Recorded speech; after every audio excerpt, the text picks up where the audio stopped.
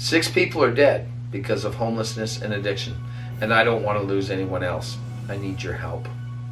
My name is Reverend Roy Graves. I'm the Executive Director and founder of First Light Foundation of Hope. We're a small urban outreach ministry located here in the heart of Oshawa, Ontario. Here at First Light, we provide meals, clothing, emergency shelter, and supplies to the marginalized and homeless members of our community. Each day we provide more than 150 meals comprised of breakfast and dinner. We further operate an emergency shelter overflow to 15 men and women who are ineligible or unable to register with one of the 2 main regional shelters. This program, known as Safe Sleep Space, is provided 7 days a week in cooperation with Durham Region. There's a great need in our city, province, and across our nation. The correlation between homelessness and drug addiction, which all too often leads to overdose and death, is at an all-time high. Lives are at stake, and we have lost far too many. In one most recent weekend, we lost 5 members of Oshawa's homelessness community to overdose. A 6th was in a coma, and by the grace of God, he miraculously came back just prior to what was perceived as his last and final moments. These tragic losses further compelled me to consider, what can we do? We can do better. I can do better. Currently, there are no long-term 24-hour residential clean and sober living centers anywhere in Durham Region. I want to change that, and I need your help. We here at First Light Foundation of Hope have an opportunity to acquire a 15-acre farm located in Kendall, Ontario. Conveniently 15 minutes north of the 401. This property will allow us to bring in 12 residents, both male and female, every 4 months, where we will provide a whole living platform focused on spiritual, mental, and physical wellness. We will take the chronically addicted, homeless individuals directly from the streets, walk them through their initial detoxification, and place them in a long-term 1-year recovery program. I too was once a homeless drug addict. I was only 15 years old when I moved out on my own. By my 25th birthday, I had been to 2 drug rehabs, experienced brief spells of homelessness and incarceration, declared bankruptcy twice, all due to my addiction. By the age of 35, I was separated on my way to divorce, a former soldier discharged from the Royal Canadian Regiment, and more than $100,000 in debt. Not quite done yet. Some 10 years later, I had become an associate and hang-around within the outlaw motorcycle community. Throughout this tumultuous journey, I did somehow to find recovery in the 12 steps. They managed to keep me at arm's length and somewhat in proximity of a patient, loving, and caring God, who, when I finally surrendered to Him, restored all that I had lost and even more than I ever could have imagined.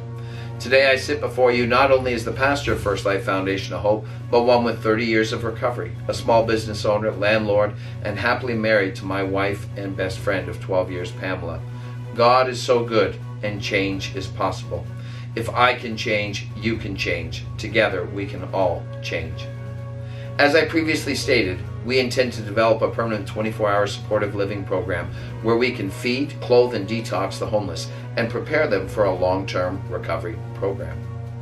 Our plan is to acquire this much-needed property in the village of Kendall, Ontario. Hope House Chosen Living Center will be a 15-acre hobby farm with 4 bedrooms where we will provide a 12-resident, clean and supportive living center, acting as a long-term opioid and withdrawal management detoxification residence.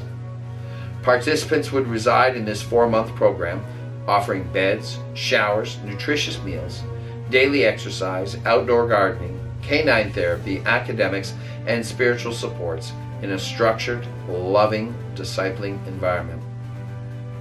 This stabilization period is intended to provide a moment of clarity in preparation of graduating and moving on to a long-term 1-year treatment program. How can you help? We need $2.4 million to purchase, renovate, fully staff, and operate the first 12 months of Hope House Chosen Living Center. I'm looking for 23 people to partner with us with a tax-deductible contribution of $100,000 each. First Light Foundation of Hope currently does not have the funds to purchase this property, but thanks be to God, He does. This may sound extreme, unrealistic, even impossible, but like the song says, Since when has impossible ever stopped you? My commitment to you, should 23 people donate $100,000 each, my wife Pamela and I will personally contribute $100,000. This donation will come from our small business, which amounts approximately to 50% of all we have. I'm that intent. This is the vision God gave me, and I ask you, will you partner with us? Perhaps you are one person called to similar vision, and you alone can write the check for $2.3 million. Perhaps 10 people come together to make a gift. It matters not. If we raise $2.3 million, I, Reverend Roy Burton Graves, will donate this $100,000 check to First Light Foundation of Hope. Will you answer the call? Today, as I complete the penning of this letter, I declare it is done. I have written this check for $100,000 in faith, believing it's already done. And you have already been chosen for a time such as this. As mentioned before, all gifts are tax deductible. First Light Foundation of Hope is a registered Canadian charity. This is a big ask, which is why we need a big response. We need this video to be shared on Facebook, Instagram, YouTube. The more people who see this video, the greater the chance of success. While this is a big ask, we serve a big God who's ready, willing, and able to meet an even bigger need. Will you help us find the right partners? Share, share, share. As I leave you now, I urge you to prayerfully consider your response. May the Lord bless you and keep you. The Lord make his face shine upon you and be gracious to you. The Lord lift his countenance upon you and give you peace.